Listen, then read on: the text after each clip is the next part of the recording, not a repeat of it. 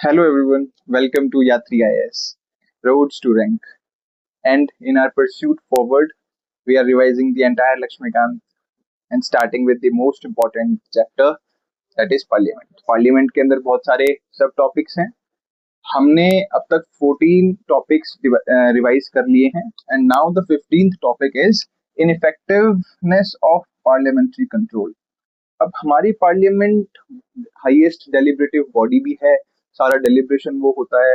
Legislative body भी है. सारा जितने भी लेजिस्लेशन बनते हैं सब पार्लियामेंट में बनते हैं. लेकिन when it comes to the functioning, ये बोला जाता है कि इट इज वेरी इनइफेक्टिव. अब इसके पीछे के क्या कारण है वो हम एक बार फटाफट से देख लेते हैं. It's going to be a very short video. ठीक है. सबसे पहला जो कारण है वो तो ये है कि to big to manage.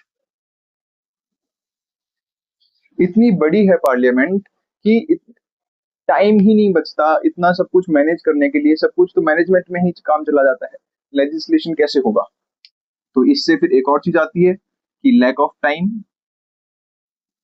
Time की बहुत कमी पड़ती है. डिस्कशन करना है, डेलिब्रेशन करना है, फिर कमिटीज काम करेंगी, कंसिडरेशन स्टेज में जाएंगी. वो सब कुछ टाइम तो लिमिटेड ही है ना. तो उस चीज में बहुत दिक्कत आती है, इनएफिशिएंसी आती है. फिर lack of expertise.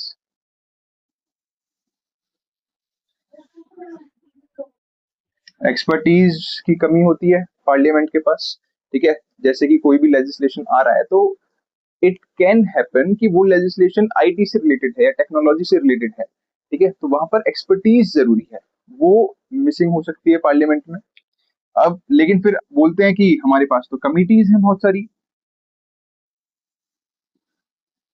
Financial committees हो गई और भी डिपार्टमेंटल स्टैंडिंग कमिटीज हो गई.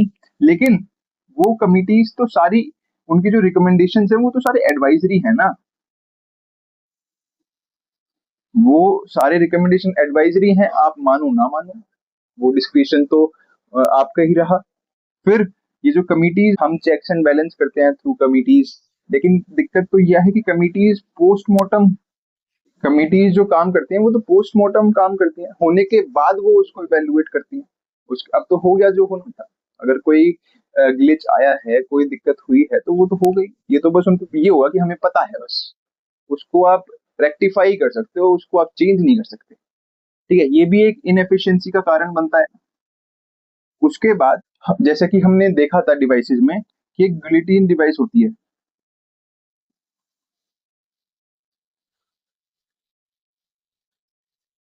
इसका क्या मतलब है प्लीज कमेंट, क्योंकि हम ये पढ़ चुके हैं. लेकिन मैं फिर भी बता देता हूँ कि इसका मतलब ये होता है कि जो अनडिस्कस्ड क्लॉजेज होते हैं उनको भी आप डिस्कस्ड क्लॉजेज के साथ डाल के वोटिंग में डाल देते हो. आपने डिस्कस ही नहीं किया. इट्स अ हाई पॉसिबिलिटी कि बहुत एक क्रिटिकल पॉइंट उस लॉ का, उस बिल का डिस्कस ही नहीं हो पाया. और इसका जो प्रिविलेंस है वो बढ़ता जा रहा है. वो बड़ा कंसर्निंग है. ठीक है. इसके बाद फिर ऑर्डिनेंस पावर का यूज बहुत ज्यादा हो रहा है. ऑर्डिनेंसेस पावर भी बहुत ज्यादा यूज हो रही है. ऑर्डिनेंसेस इज एन, ऐसा नहीं है, पैरेलल लेजिस्लेशन की तरह नहीं देखना चाहिए इसको. ठीक है. क्योंकि हमारा मेन लेजिस्लेशन का काम तो पार्लियामेंट का है. पार्लियामेंट ही लॉ बनाए, डेलिब्रेशन करे, तो क्या अच्छा है क्या बुरा है वो सब डिस्कस करे. ठीक है. अब ये नहीं होना चाहिए कि ऑर्डिनेंस ले आओ, पार्लियामेंट सेशन में आएगी, you enjoy majority, discussion debate करने की जरूरत नहीं, हो गया पास. ऐसे नहीं होना चाहिए. तो ये भी बहुत बढ़ रहे हैं. ठीक है. इस वजह से भी इनएफिशिएंसी. फिर हमने एक और चीज पढ़ी थी, डेलीगेटेड लेजिस्लेशन.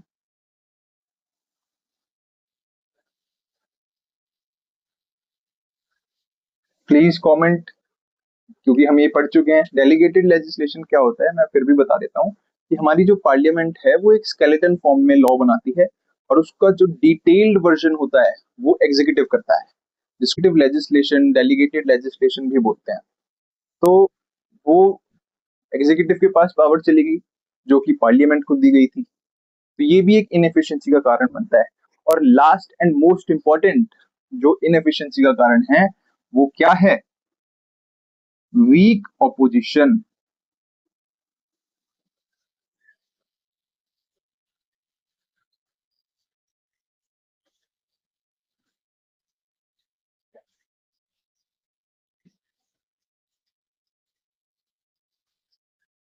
ऑपोजिशन का सबसे बड़ा काम हमारी पार्लियामेंट में ये है to check and balance the arbitrariness of ruling party. Ruling party arbitrary काम ना करे, कुछ भी काम ना करे, ठीक है, एक लगाम लगा के रखे। That is the that is the significance of opposition party. लेकिन अगर ऑपोजिशन ही वीक है तो इफेक्टिव क्रिटिसिज्म नहीं होगा, ठीक है, डिबेट्स नहीं होंगी, और फिर वो बिल एक्ट बन जाएंगे और फिर हम कुछ कर भी नहीं पाएंगे। तो that is very important.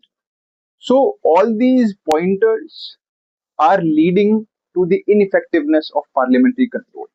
So this is the 15th topic. ठीक है, so that is how we have completed 15 topics so far. छोटी वीडियोस हैं, 10 मिनट की वीडियो है, उसको भी आप 1.5x पे देखो, फटाफट देख के खत्म करो, रिवाइज करो। और as I always say, we have to do two things only. First is revision, watch our videos. Second is answer writing. We also provide pointers for answers. आप वो देखिए, एक आइडिया लीजिए कि कैसे हम अप्रोच कर सकते हैं एक आंसर को, क्या क्या मेंशन किया जा सकता है। We also provide pointers, data, flow charts, diagrams, mapping, and all these by using all these things build a resilience for answer writing. आप हमारी डिस्क्रिप्शन पे टेलीग्राम का लिंक ले सकते हैं, आप वो ग्रुप ज्वाइन करिए and post your answers there. Thank you.